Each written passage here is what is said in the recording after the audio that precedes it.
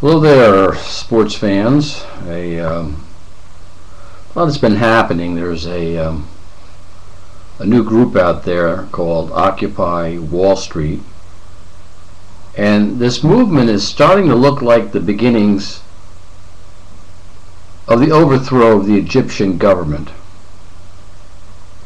And why not? You get a big enough mob and occupy public sectors and ultimately government buildings, right?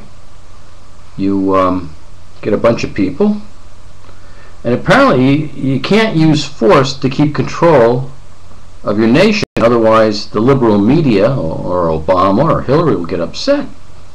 I mean, that's what they did in the other countries when people actually had to resort to physical means to quell down essentially an unruly, unorganized mob, regardless of their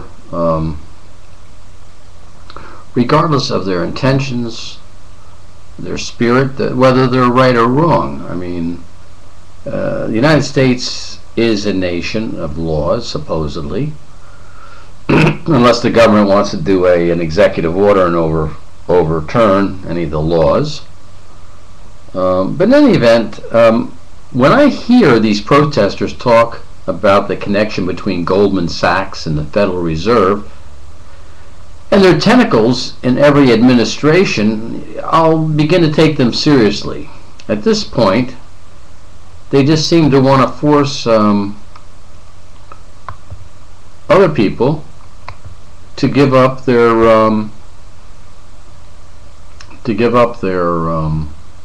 property, and make the government force them to give up their property. And I really think that there's something very, very, very strange. These people apparently are pissed off at Wall Street, but they want to spend more money because apparently they can't get jobs. They spend a lot of money on in education, and all of a sudden they expect to have jobs. Well, as I've said in several letters to the editor, there are three wealth builders: mining, manufacturing, farming. And without those, all the rest can't survive. And that includes a government. Unless you have a wealth builder, something that takes a raw material, takes earth and grows something, or you mine steel or aluminum out of the ground,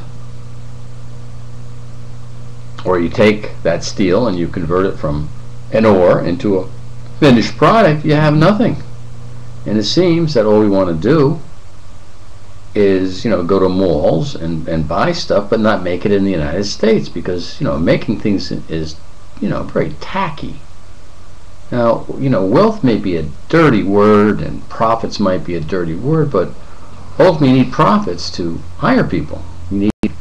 You don't need the government jumping down your neck and trying to overregulate everything that there is. And somehow, you folks out there don't seem to get it. You don't seem to have a problem with China polluting the world. It's only when we pollute that's terrible. Probably China produces 4 times the amount of pollution to produce a widget, any item, as we do. And then they got to ship it over here long distance with these super tankers and super freighters and pollute doing that. And you folks just seem to be oblivious to this.